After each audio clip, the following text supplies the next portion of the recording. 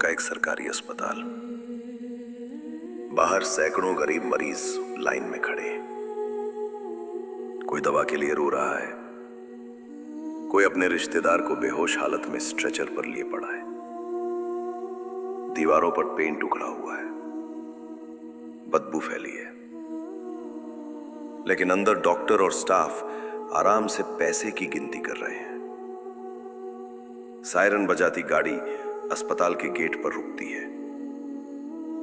उससे उतरते हैं गृह मंत्री संजय कुमार। लोग उन्हें देखते ही उम्मीद की नजरों से घेर लेते हैं। एक गरीब औरत रोती हुई उनके पास आती है। उसकी साड़ी पुरानी और फटी हुई है। कांपती आवाज में कहती है, बाबू, मेरा आदमी मर गया।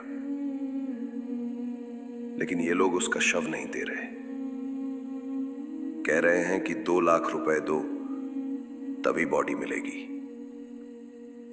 संजय कुमार गंभीरता से उसकी बात सुनते हैं।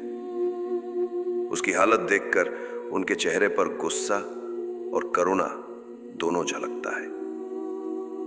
वो तुरंत अपने अदाप्टेशन को इशारा करते हैं और नकद पैसे उस औरत के हाथ में रख देते हैं।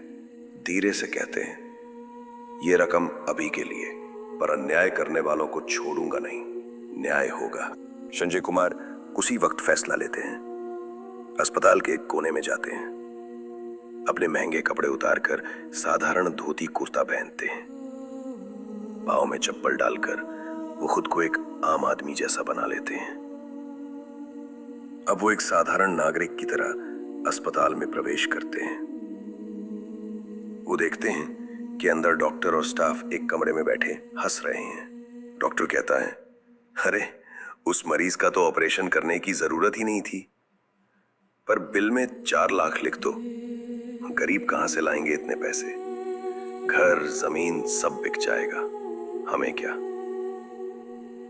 दूसरा नर्स हंसते हुए बोलता है, मरीज मरे या जिए, हमें तो पैसा चाहिए, यही है असली इलाज। ये सुनकर संजय कुमार का खून खौल उठता है। अचानक वो कमरे में घुसते हैं। धीरे धीरे अपनी असली पहचान उजागर करते हैं। उनकी आंखें लाल हो जाती हैं, आवाज भारी और डरावनी। ये कहते ही वो कुर्सी पलट देते हैं। टेबल पर रखी नकली फाइलें हवा में फेंक देते हैं। एक डॉक्टर भागने की कोशिश करता है। संजय कुमार उसका कॉलर पकड़कर धक्का मारते हैं। वो नर्स जो हंस रहा था, उसे थप्पड़ जड़ते हैं कि पूरा कमरा गूंज उठता है। मशीनें, नकली रजिस्टर, सब तोड़ फोड़ दी जाती हैं। बाकी स्टाफ कांपने लगता है। संजय कुमार गुस्से में गरजते हैं, गरीब का खून चूस कर तुम लोग अमीर बनते हो।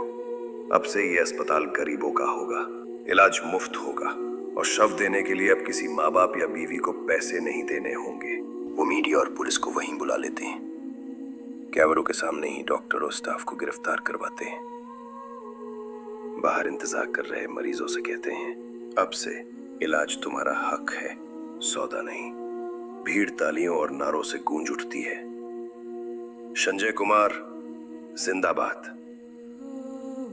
एक आदर्श मंत्री को ईमानदार, न्याय प्रिय और जनता के प्रति संवेदनशील होना चाहिए। उसे भ्रष्टाचार से दूर रहना चाहिए, कमजोरों के अधिकारों की रक्षा करनी चाहिए और सक्षम व दूरदर्शी होकर देश की भलाई के लिए काम करना चाहिए।